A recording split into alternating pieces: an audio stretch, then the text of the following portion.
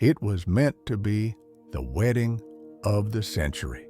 All of Europe watched with bated breath, awaiting the union of two of its most celebrated young monarchs. Bavaria's fairy tale king, Ludwig II, and his brilliant fiancée, Princess Sophie Charlotte. Their engagement seemed the stuff of legend, a story of beauty, music, and perfect love, destined to be enthroned. But the wedding bells would never ring. The fairy tale shattered into a resounding scandal, and the perfect union became one of the bitterest secrets of the 19th century. The story that should have ended with a coronation instead concluded in tragedy for them both. So, what went wrong? Why did the eccentric King Ludwig, just weeks before the ceremony, break off the engagement without a word of explanation? Was it the fault of his infamous heredity, the grim shadow of mental illness that already loomed over his family line? Or was it something far more complex? What if the true reason lay not in the king's peculiarities, but in a secret his young fiancée was desperately trying to hide? Today, we will pull back the curtain on this royal drama. We will read from secret, passionate letters that were never meant for public eyes. We will learn of Princess Sophie's forbidden love for a common photographer, a love that ignited almost immediately after her engagement to the king. And we will trace how this one desperate act forever altered two destinies, pushing one into a vortex of isolation and a mysterious death, and the other toward a martyr's heroic end. Let us return to the beginning, to a moment when the story's tragic finale was still unknown, when the future seemed a limitless vista written in gold ink on azure silk. Picture the 19-year-old Princess Sophie Charlotte Augusta in Bavaria. She stands on the threshold of her destiny, the entire world at her feet. Her young heart, full of hope, beats with a heady rhythm of pride and joy. For she, the youngest daughter of Duke Max in Bavaria, a girl from the slightly eccentric but immeasurably aristocratic house of Wittelsbach, is about to become a queen. Not just any queen, but the consort of the most magnificent, enigmatic, and desired monarch in Europe. An engagement she had scarcely dared to dream of had come to pass. Now, her entire life, spent in the idyllic but provincial tranquility of Possenhofen Castle, was to be exchanged for the splendor and majesty of the Munich court. In her daydreams, she already saw herself beside him, her dear cousin Ludwig, and this future marriage appeared to her as the apotheosis of a romantic fairy tale. Sophie was more than just a beautiful princess. She was a daughter of her time and her lineage. Her older sister, the famous Elizabeth or Sisi, was already the Empress of Austria, an icon of beauty and tragedy whose fate captivated the continent. It would have been easy to be lost in the shadow of such a dazzling relative, but Sophie possessed her own softer, quieter charm. She had inherited her family's love of nature, of long horseback rides, and of an informal, almost rustic life far from the suffocating etiquette of the court. But she was also gifted with a profound musicality. The keys of the grand piano were her faithful companions, and her voice, a strong and clear soprano, seemed made to perform the most complex and passionate arias. It was this shared passion for music, particularly for the operas of Richard Wagner, that became the bridge connecting her to the Bavarian king. She did not just know his music, she felt it, she lived it, and in this she saw a sign of destiny, a confirmation that she and Ludwig were created for one another.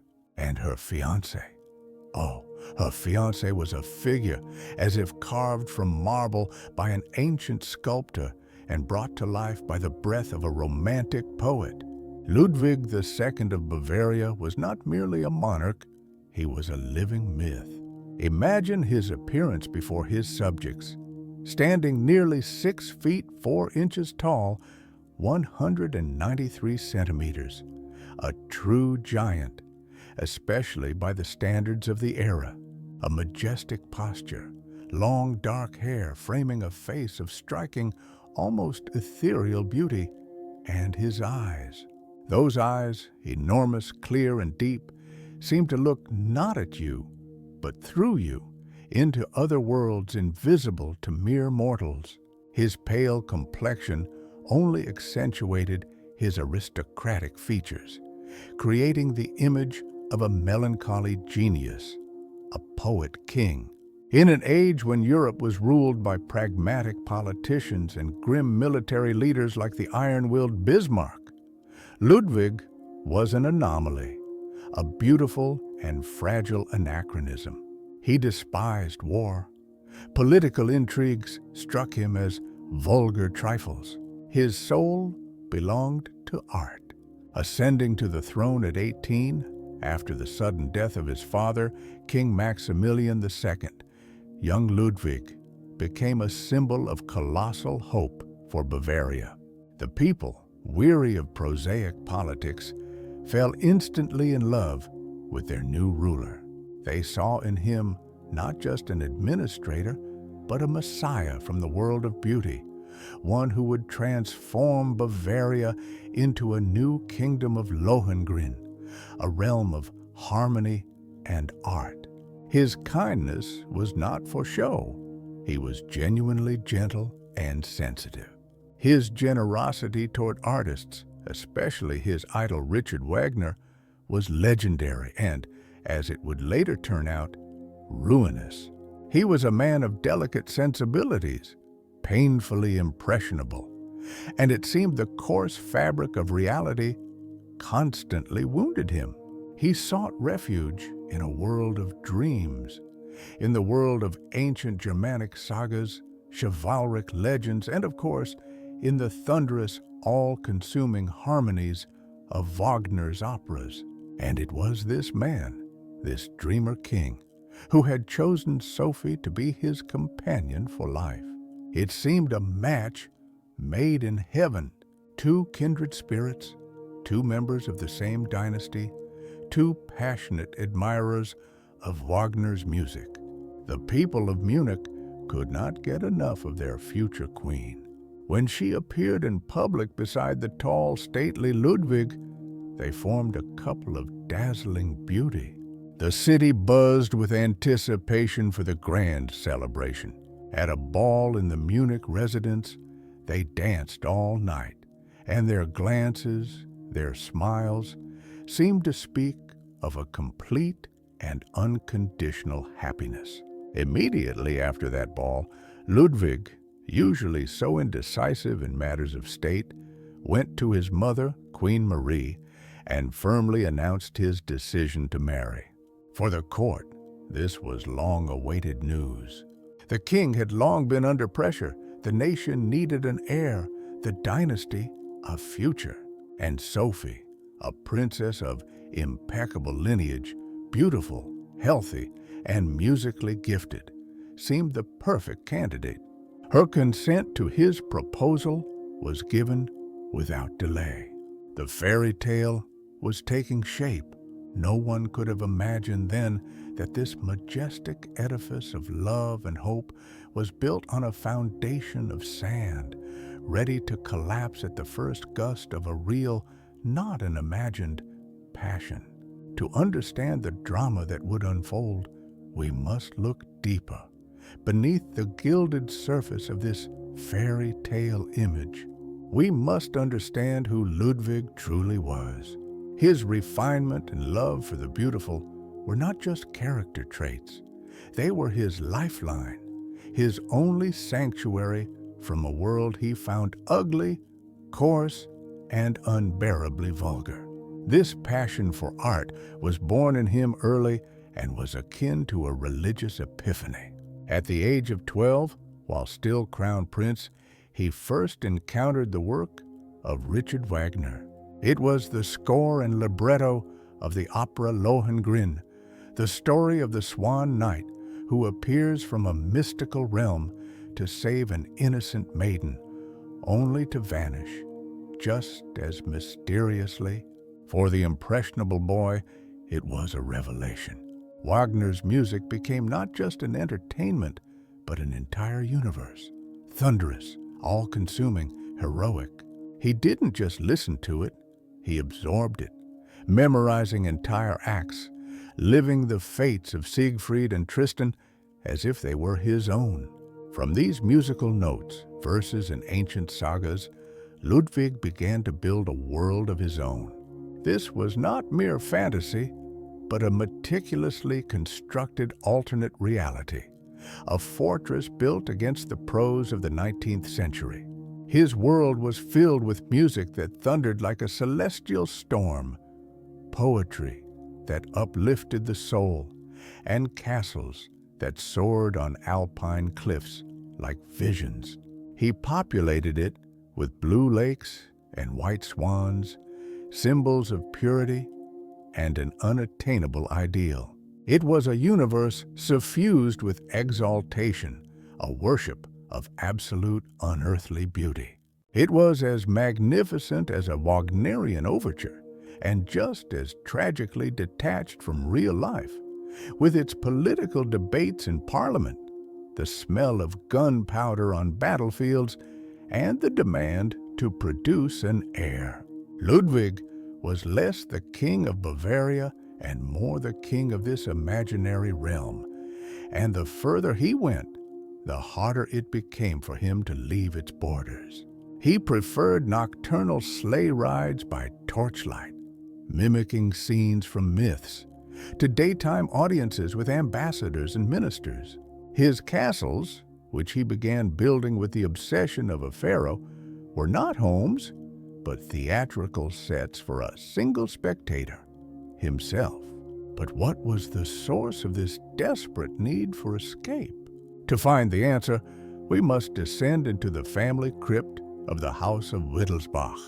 This ancient and glorious dynasty, which had ruled Bavaria for 7 centuries, carried not only blue blood, but also a dark inheritance.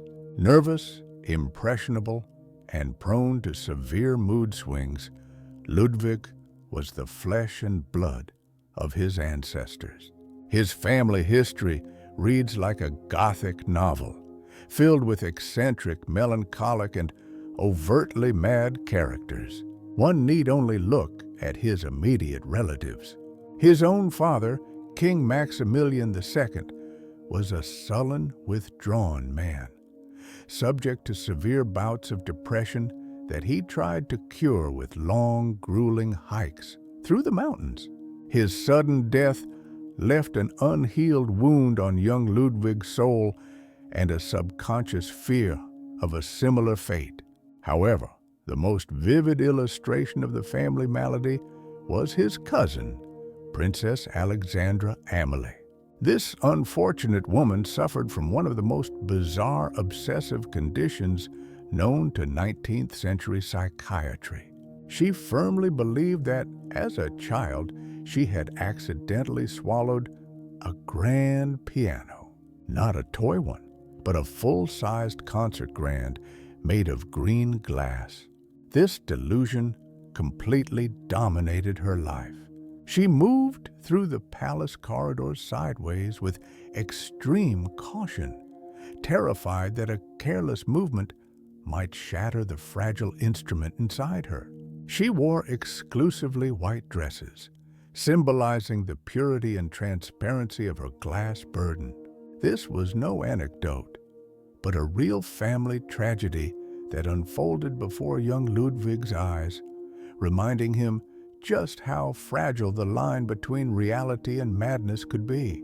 And this was far from the only case in his family's gallery of oddities. Heredity had struck from both sides. His Majesty's mother, Queen Marie Friederike came from the Prussian house of Hohenzollern.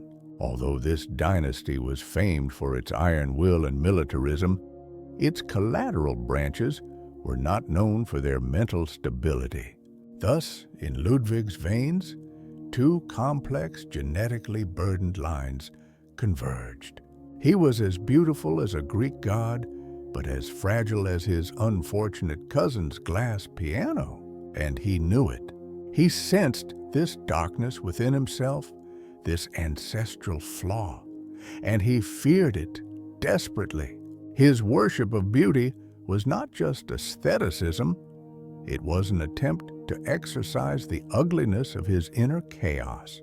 His yearning for an ideal platonic love was a defense mechanism against earthly, carnal passions, which seemed to him a manifestation of the same animalistic, uncontrollable nature that had driven his ancestors into the abyss of madness.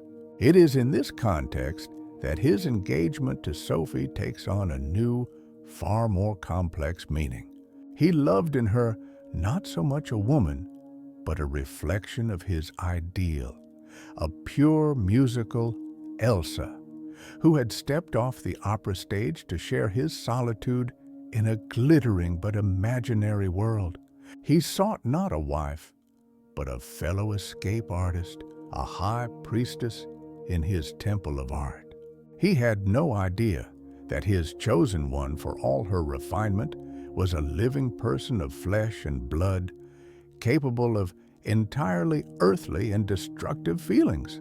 Despite the inner tempests raging in the king's soul, on the surface, everything appeared flawless.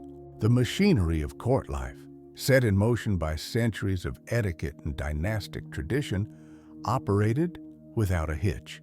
The troubling signs that we now see so clearly were, to his contemporaries, merely faint shadows on the gleaming canvas of a royal engagement. Yes, the king was eccentric, but geniuses are forgiven their quirks. Yes, he preferred solitude to noisy balls, but this only added a romantic mystique to his persona. The most important thing had been done. The heir to the throne had chosen a bride, and the choice was approved by all, family, court, and country. This engagement was not just desirable, it was necessary, and its fulfillment seemed to fortify the very foundations of the Bavarian monarchy. The kinship between Sophie and Ludwig made their union even more logical in the eyes of aristocratic Europe. They were cousins, sharing a grandmother, though their precise relationship was a tangle of generational lines typical of the Wittelsbach family tree. But these genealogical intricacies only underscored their belonging to the same closed elite world. Beyond their shared blood, they were connected by something stronger, a shared passion. As we've mentioned, Sophie was not just a music lover. She was a truly gifted performer. Her piano playing was distinguished not only by its technical skill, but also by a deep understanding of the material, and her voice, a beautiful soprano, was perfectly suited for the most demanding arias from Wagner's operas. It was during their private musical evenings, far from prying eyes, that the spark of mutual understanding ignited between her and the king. He saw in her not just a princess, but a kindred spirit, capable of grasping the depths of his musical idols. She, in turn, was captivated by his attention, his refinement, and the world of high beauty into which he welcomed her. Their public appearances caused a sensation. The citizens of Munich, Bavaria's capital, virtually worshipped the couple. When the tall, stately king appeared in public with the delicate, elegant princess on his arm, the crowds would erupt in ecstatic cheers. Artists and photographers rushed to capture their images, which were instantly reproduced on thousands of postcards and engravings. They were the perfect couple for the dawn of the age of mass media, a living embodiment of romantic fantasy. It seemed as if the ideal royal family was already taking shape. They were young, beautiful, talented, and by all appearances, in love. Their union promised Bavaria not just stability, but a cultural renaissance, the transformation of Munich into a new Athens under the patronage of an aesthete king and his musical queen. The culmination of this period was a grand ball at the Munich residence. That evening, in the glow of 1,000 candles, to the sound of waltzes, Ludwig and Sophie were inseparable. They danced nearly the entire night, and in their gazes, their smiles, and the gentle way he led her across the floor, everyone saw confirmation of their brightest hopes. For Ludwig, who usually avoided such gatherings, this was an extraordinary step, a public demonstration of his feelings. Immediately after the ball, as if having made a final irrevocable decision, he went to the chambers of his mother, Queen Marie of Prussia. Their relationship was complicated. The domineering and pragmatic Queen Mother often failed to understand her dreamer son. But on that night, he came to her not with another extravagant idea, but with the news she had been waiting for since his accession to the throne. He announced his intention to marry Princess Sophie. For the court and the government, this announcement came as a profound relief. The king had long been under delicate but persistent pressure. Ministers hinted, relatives urged. The dynasty needed an heir, the country a guarantee for the future. Ludwig was already 22, an age more than suitable for marriage by the standards of the time. His prolonged bachelorhood was beginning to generate unwelcome rumors and anxiety. And now, at last, the decision was made. The choice of bride was impeccable. Sophie Charlotte was a princess of his own dynasty. Her reputation was crystal clear, her health was beyond question, and her beauty and talents made her a worthy match for any monarch.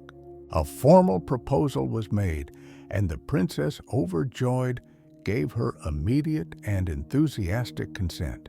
On January 22, 1867, the engagement was officially announced. All of Bavaria rejoiced.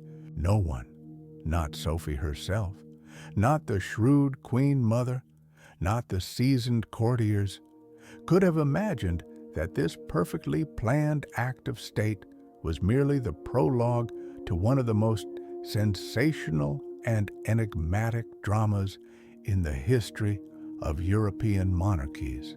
The facade was flawless, but behind it, the cracks were already beginning to spread. The engagement seemed to open the floodgates to the most sublime romance. Ludwig and Sophie plunged into a lively correspondence that, at first glance, was the apotheosis of a chivalric courtly novel. In these letters, they created their own coded world, adopting names from their beloved Wagner opera, Lohengrin. He called her Elsa, the innocent and pure heroine saved by the Swan Knight. She, in turn, addressed him as Heinrich, and here, in this seemingly innocent game, the first crucial psychological dissonance appears.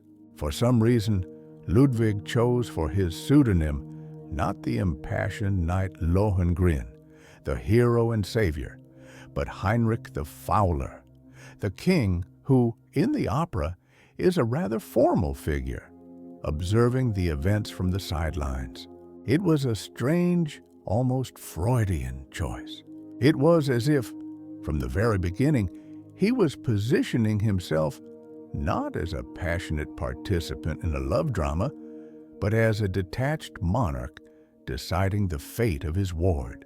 In the crystal castle of their correspondence, he was the king, not the groom, the master, not the lover.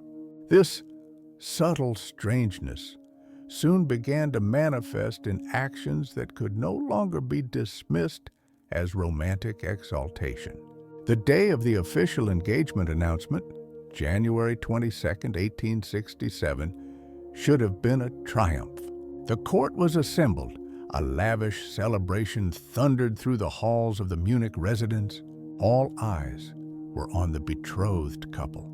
And at the height of the festivities, Ludwig did something unthinkable. Without any explanation, leaving his bewildered guests and his confused fiancée behind, he abruptly left the party. He did not retire to his chambers due to illness. He simply got into his carriage and went to the theater to watch the final act of a play by his other idol, Friedrich Schiller. This act was not mere eccentricity. It was a public statement, a slap in the face to all rules of decorum. He had demonstratively shown that the fictional world of the stage was more important and more real to him than his own engagement, his own bride, his own duties. Nevertheless, the great wheel of wedding preparations was already in motion, and it was impossible to stop. The wedding date was set for August 22, 1867. All of Bavaria lived in anticipation of the day. The royal workshops toiled ceaselessly. An dazzling wedding gown, encrusted with pearls and diamonds, was being sewn for the bride. Work began on a true marvel of coach building, a wedding carriage covered in gold leaf and painted with allegorical scenes. Its cost was rumored to approach the astronomical sum, for the time, of 1 million gulden, a fortune that could have built several hospitals. In Munich, artistic postcards bearing the portrait of the future Queen Sophie were printed en masse. Her face looked out from shop windows. Her name was on everyone's lips. Yet, the relationship between the bride and groom themselves remained pointedly sublime, platonic, without the slightest hint of the sensual, earthly side of marriage. Ludwig continued to see Sophie as his Elsa, a disembodied ideal, and it seemed the very thought of physical intimacy terrified him. And the closer August approached, the more the king's strange behavior escalated into outright pathology. First, citing the need to finalize details of the celebration, he suddenly postponed the wedding date to October. This caused bewilderment at court and gave rise to the first wave of unpleasant rumors. Then came a step that could only be interpreted as an act of utter desperation. The king secretly summoned the court physician, Dr. von Guden, the very same doctor who would later play a fatal role in his destiny. Ludwig baffled the physician with his question. He did not complain of his health. He asked, almost begged, for an official medical certificate stating that, for health reasons, he was advised against marrying. It was a cry from the soul, an attempt to find a respectable scientific pretext to flee from obligations that had become an unbearable torture for him. He was seeking not a cure, but an excuse. The patience of the bride's family was wearing thin. Sophie's father, Duke Max in Bavaria, was a simple and direct man, far removed from the ornate games of the court. He saw his daughter suffering, her position becoming ever more ambiguous and humiliating. The repeated postponement of the wedding, the rumors spreading through every court in Europe, all of it compromised his daughter and cast a shadow on the family's honor. Finally, his patience snapped. Duke Max took up his pen and wrote Ludwig a short, stern letter. He did not ask or persuade. He demanded that the King of Bavaria keep his word given to the princess and her family, he issued an ultimatum.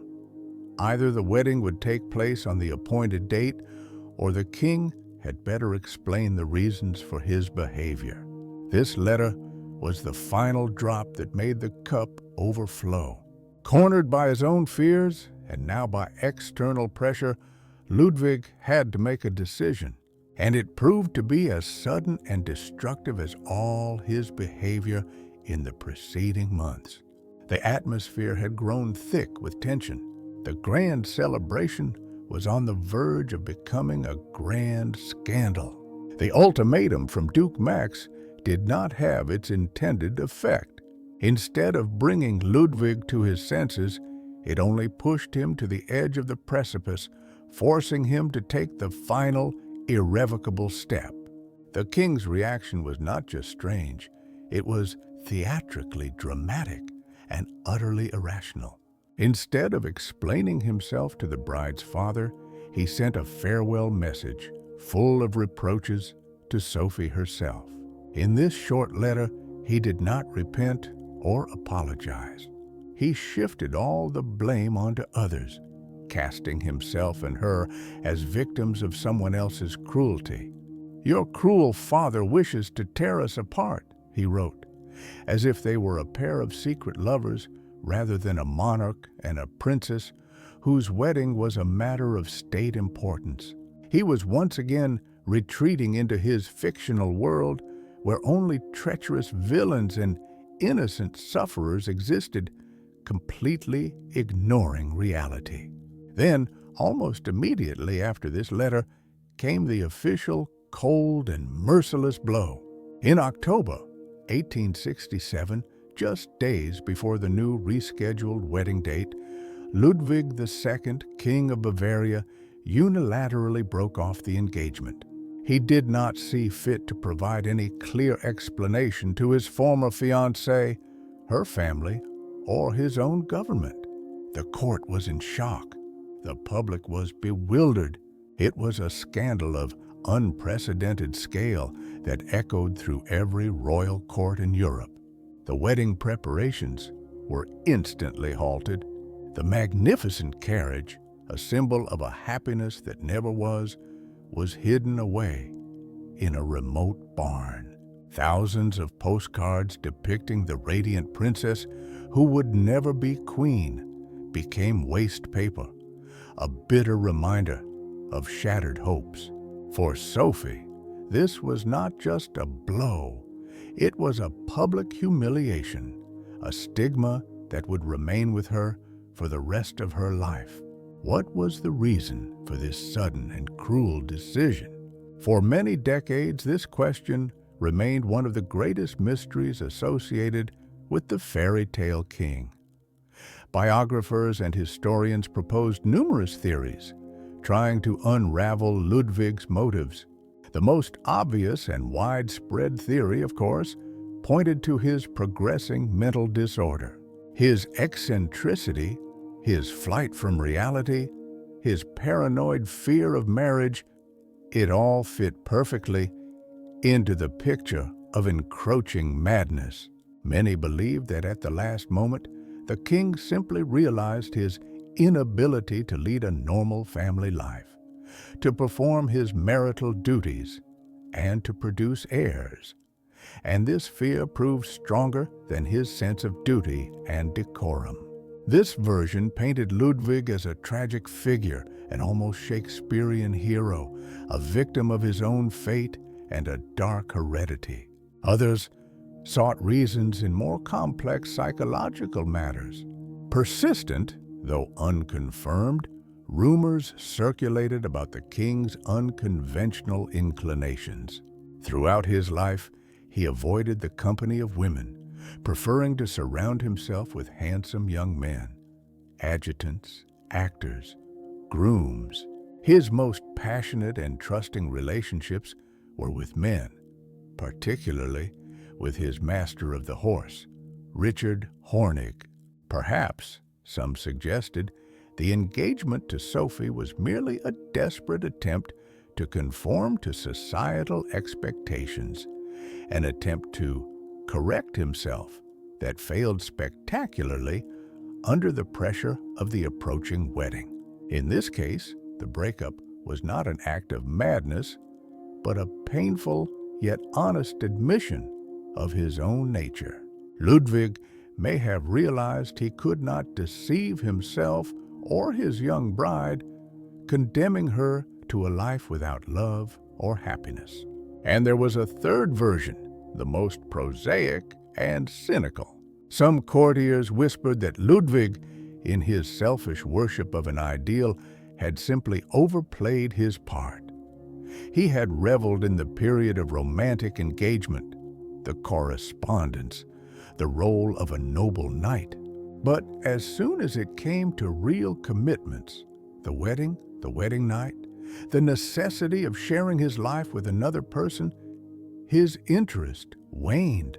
The ideal Elsa from the opera had turned out to be a living woman, and this destroyed all the magic. He had gotten what he wanted, a beautiful picture, a romantic plot, and having exhausted it, he callously cast it aside like a worn-out toy. All these theories, from the tragic to the cynical, had a right to exist. The mystery of the broken engagement became an inseparable part of the legend of Ludwig II, another dark and compelling element of his myth, a secret that, it was believed, he took with him to the bottom of Lake Starnberg, and so it would have remained. We would have continued to guess, to sympathize, to hypothesize, if it weren't for the letters that were kept a closely guarded secret for over 100 years. Letters that were not penned by the king. They were written in the hand of his fiancée, Princess Sophie, and they tell a completely different story, a story that turns everything on its head and shows that in this drama, there were no clear-cut victims and villains. It turned out that while King Ludwig was agonizingly introspecting and fleeing from reality, his young and seemingly innocent fiancée was living her own, entirely different, secret life. The true reason for the scandalous breakup lay not only in the king's peculiarities. It was hidden on the developed photographic plates in a Munich studio and in lines scrawled on paper by a hand trembling with passion. And now we will lift the veil on this secret. So, what was in those letters? What bitter truth was hidden behind the calligraphic script of the princess who never became a queen? It turned out that while all of Bavaria prepared for the wedding, while King Ludwig paced his gilded cages, tormented by fears and doubts, the charming Sophie Charlotte had done the unthinkable. Almost immediately after her sensational engagement to the most eligible bachelor in Europe, she fell in love, desperately, recklessly, and hopelessly in love. And her chosen one was not a prince, not a duke, not even an aristocrat. He was a man from a completely different world, a world that smelled not of palace incense, but of chemical reagents, and where talent and enterprise were valued over titles. For the wedding preparations, a large number of official portraits of the bride were required. For this purpose, the princess was sent to the finest photography studio in Munich, which belonged to the well-known and wealthy Neuschwanstein family. The head of the family, Franz, was a respected photographer, lithographer, and publisher, one of the pioneers of the new art of photography. But the sittings were handled by his 25-year-old son, Edgar Neuschwanstein, and it was he who became the fateful man in Sophie's life. Picture the scene. The princess, accustomed to the distant, almost disembodied adoration of her royal fiancé, enters the half-light of the photo studio. Instead of the dreamy poet king, she is met by Edgar. Tall, self-assured, full of life and energy, he was nothing like Ludwig. He had no melancholy, no otherworldly detachment.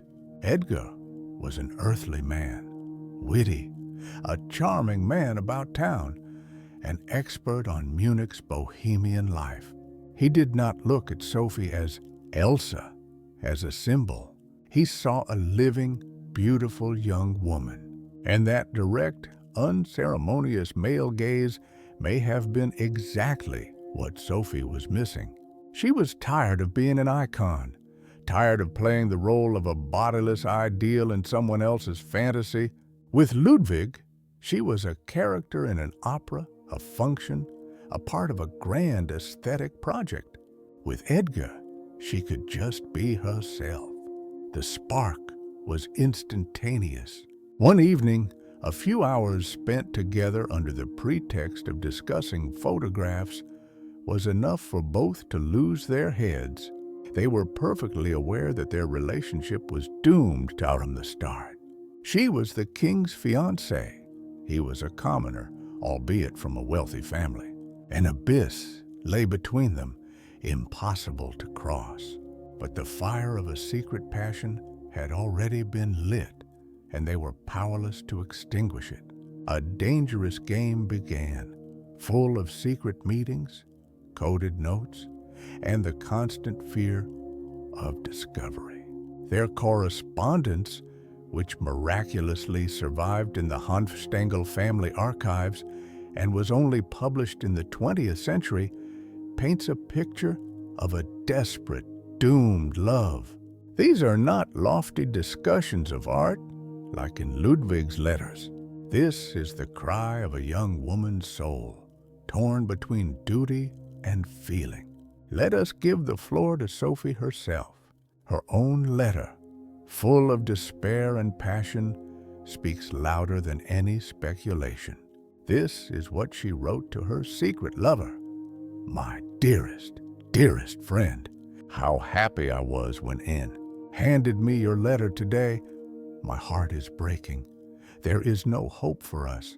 All that remains is renunciation. I think of the future with a shudder.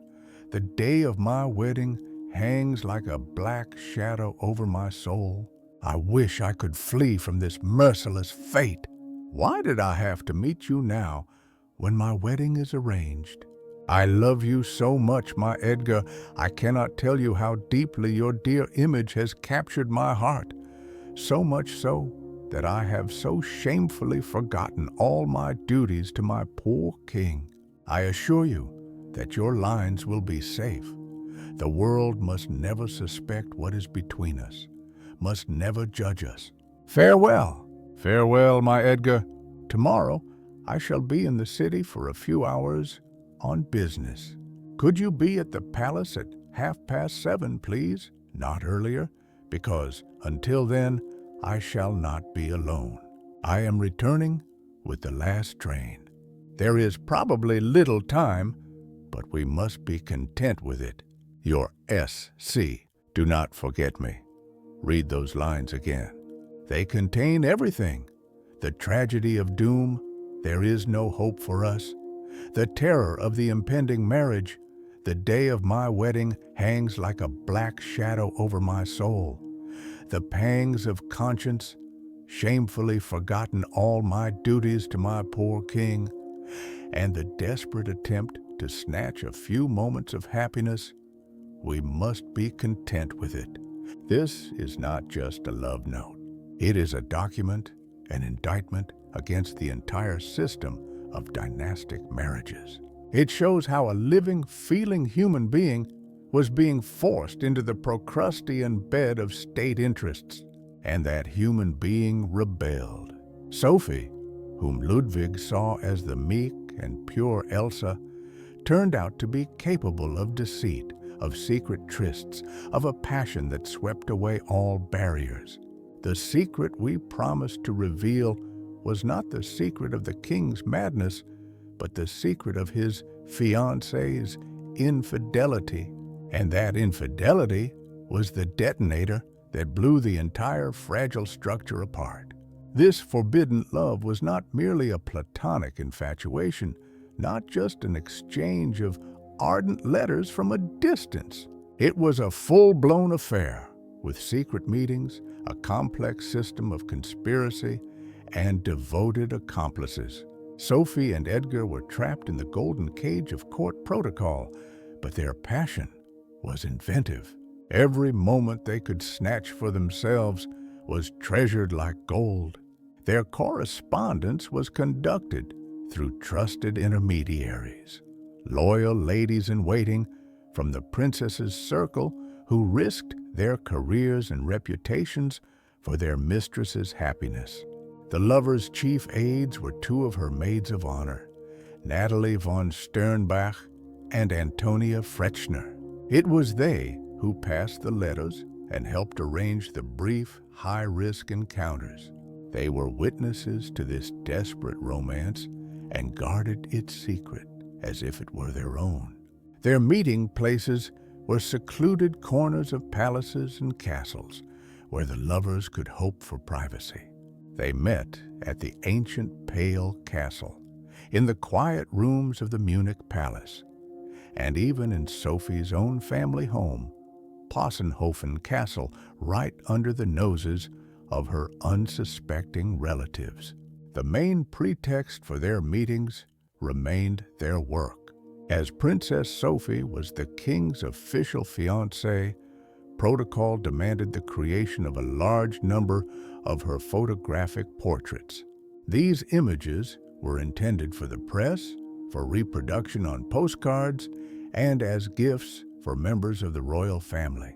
And who better than the official photographer, Edgar Hanf Stengel, to constantly deliver finished prints and discuss new sittings? Each of his visits to the palace was a legitimate reason to see Sophie, to exchange a few words, to pass a note, to arrange a new meeting. Photography, the most modern art of the time, became a cover for the oldest story in the world, the story of forbidden love. Sophie was completely consumed by this feeling. Her letters to Edgar grew ever more desperate and passionate, leaving no room for remorse, only an all-consuming desire to be with her beloved that bordered on self-destruction. She bombarded him with messages full of tragic pathos and an almost childlike plea for rescue. "Oh, may my hot tears soften this cruel fate. I want to die in your arms and let the world forget there was ever a bride of the Bavarian king. I kiss you 1,000 times. Do not forget me," she wrote. These lines reveal how far she had gone. She was ready to renounce everything: the crown, her status, the future her family had planned for her. She wanted not just love, but complete oblivion, to dissolve into this passion, to escape from her gilded prison.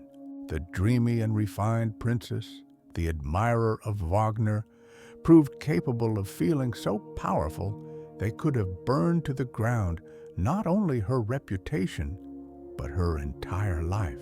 But in a world where every step of a royal family member is scrutinized under a microscope, where walls have ears and servants have long tongues, such a situation could not last.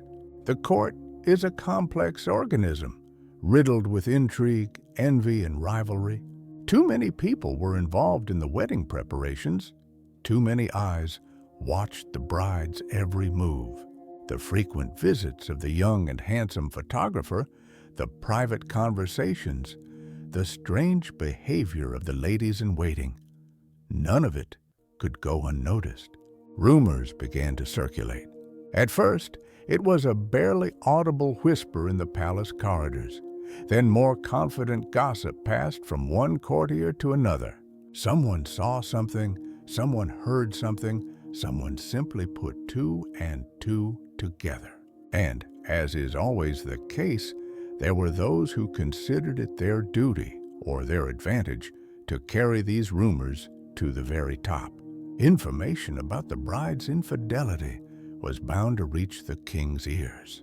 We do not know exactly who told him or how? Was it an official report from the chief of the secret police, an anonymous letter from a well-wisher, or a careless word dropped by someone in his entourage? But there is no doubt that Ludwig found out. He learned of the secret meetings, the letters of Edgar Hanfstengel, and this knowledge was the final crushing blow. Imagine his state of mind. He, who had sought in Sophie a perfect unearthly Elsa, a pure symbol, suddenly discovered that his idol was an ordinary woman, capable of deceit and an earthly passion for a commoner. This was not just a blow to his pride. It was the collapse of his entire fabricated world. The filth and vulgarity of reality, from which he had so desperately tried to flee, had stormed his crystal castle and shattered it to pieces. Now, his strange behavior in the final months of the engagement acquires a completely different, clear, and tragic logic. His vacillations, his desire for a doctor's note forbidding the marriage, his postponements of the wedding, all of this was most likely the result of the rumors that had already reached him. He didn't want to believe it. He was trying to find a way to avoid the humiliation, to delay the moment of decision. But Duke Max's ultimatum forced his hand. He had to either marry the woman who had deceived him and live with the shame, or create a public scandal. He chose the latter. His sudden and cruel breakup of the engagement was no longer an act of madness. It was an act of despair, revenge, and the deepest disappointment. He was punishing not only Sophie, but this entire imperfect, deceitful world. Of course, he could not declare the true reason, as it would have cast a shadow not only on the princess, but on himself, on his honor as a monarch. He preferred that everyone think him mad rather than a cuckolded groom. The secret of Sophie's infidelity became one of the main, if not the sole, reasons for the breakup. So, the engagement was broken. A deafening scandal shook the foundations of the Bavarian court, and its primary victim, at least in the eyes of society, was Sophie. But what became of her secret love, the passion for which she had, in essence, sacrificed a crown? Could she now, freed from the hateful bonds of a royal betrothal, finally find happiness with the man her heart had chosen? Alas, 19th century stories rarely had happy endings, especially for women who dared to defy convention. The collapse of her official relationship with the king did not mean freedom. On the contrary, it only tightened the noose around her neck. No longer the king's fiancée, Sophie did not become a free woman. She remained a princess of the House of Wittelsbach, a duke's daughter, and her fate still belonged not to her, but to her family. The scandal of the broken engagement had to be hushed up immediately, and the compromised princess herself had to be married off as quickly as possible to quell further rumors and gossip. A marriage to the photographer Edgar Hanfstengel was out of the question. Such a mésalliance was utterly unthinkable and would have dealt a blow to the family's reputation even more devastating than the broken engagement to the king. Their romance, which had seemed to her a ticket to another real life, turned out to be just a brief, feverish flash, doomed to be extinguished. For Edgar, the affair remained a vivid but dangerous adventure of his youth. For Sophie, it became a brand and the cause of all her subsequent misfortunes. Her desperate letters, full of love and pain, were long preserved as a treasured relic in the Hanfstengel family, evidence that their ancestor had been loved by a princess, almost a queen. But for Sophie herself, Those letters were a farewell to the only true love of her life. Her family acted swiftly and decisively to sever all contact with Edgar and isolate their daughter from Munich's gossip. She was immediately sent away from home. Under a plausible pretext, she was dispatched to Saxony to visit her aunt, Queen Amalie Auguste. This trip was nothing less than an honorable exile, a quarantine, during which her fate was decided by others, and a decision was found with frightening speed. While Sophie was recovering from the shock, her parents were already searching for a new, suitable match. They had to act quickly to show the world that the princess was still a desirable bride, and that the breakup with Ludwig had not affected her value on the European marriage market. Their choice fell upon a French prince, Ferdinand of Orléans, Duke of Alençon. He was the grandson of the last king of France, Louis Philippe, a man of impeccable pedigree, a Catholic, and importantly, living in exile in England, far from the continent's political storms. He seemed a safe and respectable choice. For Sophie, this was yet another blow. Barely having recovered from the loss of one illusion, marriage to the king, she was now confronted with the harsh reality of a marriage of convenience. Her introduction to Ferdinand was arranged hastily, almost by command. She had neither the time nor the opportunity to protest. Her rebellion had already cost her too dearly, and now she was forced to submit to her family's will. Just 1 year after the dramatic breakup with the Bavarian king, in September 1868, Sophie Charlotte married the Duke of Alençon. Her dream of love, of a life with Edgar, was buried for good. She had fulfilled her dynastic duty, paying for a moment of weakness with the rest of her life. Her story with Ludwig was officially over. Now, each would go their separate way, and both paths led to tragedy. And what of Ludwig? Freed from the burden of the hated engagement, he found neither peace nor happiness. The scandal with Sophie became his point of no return, after which his alienation from the world became total. He made a final break with the reality of the Munich court, with its political intrigues, tedious receptions, and demands that struck him as vulgar trifles. He spent the last years of his life as a true hermit, shutting himself away in his fantastical castles, which he continued to build with the obsession of a man erecting the walls of his own tomb. His favorite creation was Neuschwanstein Castle, soaring on a rocky crag like a vision from a Germanic epic. It was not a home, but a gigantic theatrical set, a temple dedicated to his one and only deity, Richard Wagner. The castle walls were adorned with scenes from the operas Tristan and Isolde, Parsifal, and of course, Lohengrin, the very opera that had so cruelly deceived him. His daily routine was turned inside out. He slept by day and stayed awake at night, immersing himself in his world of dreams. He staged private concerts where an orchestra played for him alone.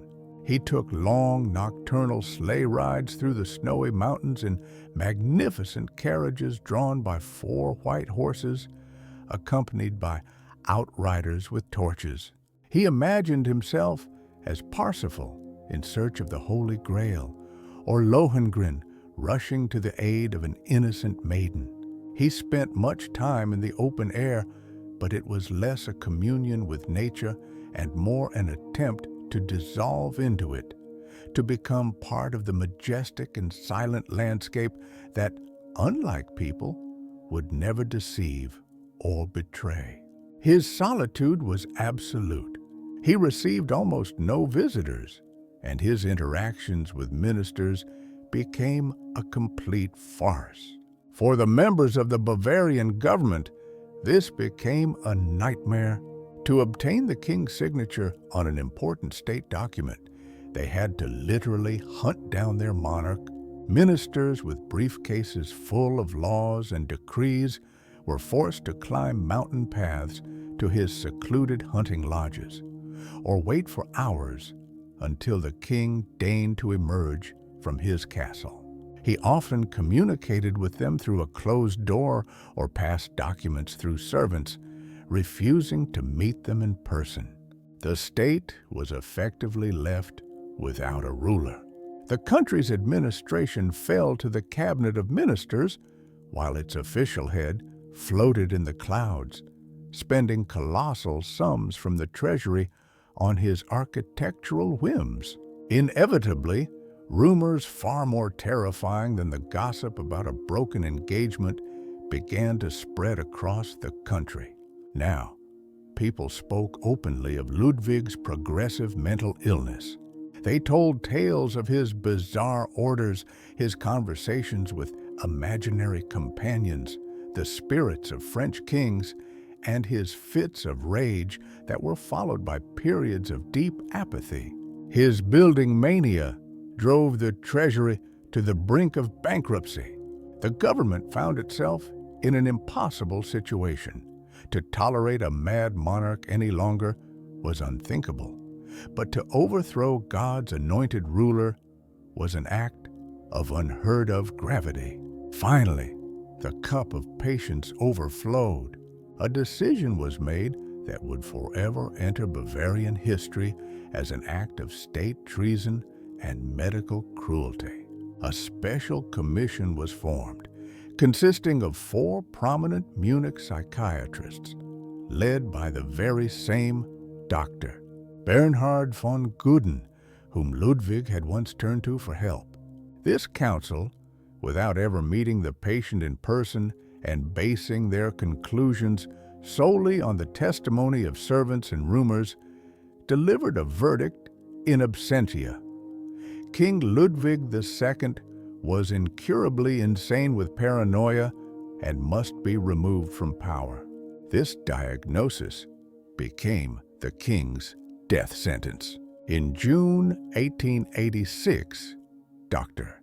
von Guden, accompanied by a government delegation, arrived at Neuschwanstein Castle to announce the will of the government, the parliament, and, as they claimed, the people. Ludwig was arrested in his own castle and effectively deposed. The 40-year-old king, humiliated and stripped of his crown, was transported to Berg Castle on the shore of Lake Starnberg. This was no longer a refuge, but a prison. Bars were installed on the windows, and his every move was watched by orderlies. What happened next has remained forever shrouded in a thick fog of mystery. On June 13, 1886, just a few days after his arrival at Berg, Ludwig went for a walk in the castle park with his jailer and physician, Dr. von Guden. The 2 men left alone. Hours later, when they did not return for dinner, a search began. Their bodies were discovered late that night in the icy, shallow waters of Lake Starnberg. The King's Watch had stopped at 6:54 p.m. The official story was that the king, in a fit of madness, had decided to take his own life, and the doctor had tried to stop him and drowned in the struggle. But there were too many inconsistencies in this version. The doctor's body showed signs of a fight, and there was almost no water in the king's lungs. Was it a double suicide? Or a brutal execution of a deposed monarch who knew too much? That secret went to the bottom of the lake with the last fairy tale king of Bavaria. The fate of Sophie Charlotte, Duchess of Alençon, was no less tragic than that of her former fiancé. While Ludwig sought salvation in a world of imaginary dreams, Sophie was cast into the abyss of a very real, joyless life. Her hasty marriage to the French Prince Ferdinand brought her no happiness. The birth of two children, a daughter Louise and a son Emmanuel, gave her life meaning for a time, but could not heal the old wound or thaw the ice in her relationship with her husband. Ferdinand proved to be a stern, jealous, and despotic man. He never forgot his wife's scandalous past and was rumored to treat her cruelly, seeing her not as a beloved woman, but as a trophy that underscored his status. Sophie found herself in a new gilded cage, this time in a foreign land, far from her family and friends, beside a cold and distant stranger. And then, nearly 20 years after her first forbidden love, history repeated itself, but this time as a farce that turned into tragedy. In 1886, the very same year Ludwig met his end in the lake, Sophie, suffering from depression and nervous disorders, fell in love again. Her choice was her attending physician, a married man named Dr. Glaser. This was not the ardent passion of youth, but the desperate attempt of an unhappy middle-aged woman to find a shred of warmth and sympathy. But this time, the consequences were far more terrible. Her husband, Duke Ferdinand, found out about the affair. Instead of resolving the matter within the family, he chose the most cruel and humiliating path. He decided to have his wife declared mentally ill and dispose of her by committing her to an asylum. Soon, Sophie found herself in a famous Austrian clinic in Graz, in the hands of one of the most renowned psychiatrists of the era, Richard von Krafft-Ebing. The doctor was a pioneer in the study of human sexuality, but his methods of treatment were truly barbaric. He diagnosed Sophie with sexual obsession and proceeded to cure her of this affliction with ice baths, hypnosis, and other cruel procedures that today we would call torture.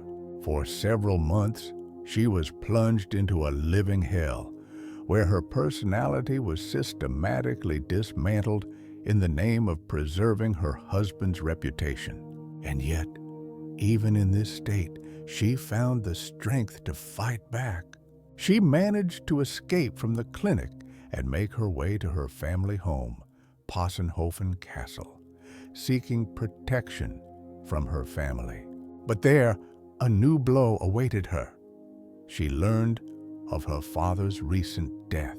Having lost her last pillar of support, Sophie realized she had nothing left to hope for. After all these trials, she found solace in religion. The princess went to France and dedicated the rest of her days to charity, joining a secular Dominican order. She worked in hospitals, helped the poor, and found peace in prayer and service to others. It seemed she had finally found tranquility, but fate was preparing one last, most terrible act for her. On May 4th, 1897, a grand charity bazaar was held in Paris, organized by the aristocracy to raise funds for the needy. Sophie, as one of the main patrons, was personally present at the event, which took place in a temporary wooden pavilion on the Rue Jean Goujon. Suddenly, a fire broke out. A cinematograph projector, a novelty at the time, caught fire, and the flames instantly engulfed the entire structure. A horrific panic ensued. In that moment, the 50-year-old Sophie displayed true greatness of spirit. According to eyewitnesses, she had the opportunity to be one of the first to escape, but she refused to leave the burning building. Save the girls, the visitors, and the nuns first, she said calmly, pushing aside those who tried to lead her out. She remained inside, helping others to get out, calming the panicked. When it became clear that the exit was cut off, she did not scream or run. She fell to her knees amidst the fire and smoke and began to pray fervently for the salvation of the souls of those dying around her. Her remains were later identified only by the gold crowns on her teeth.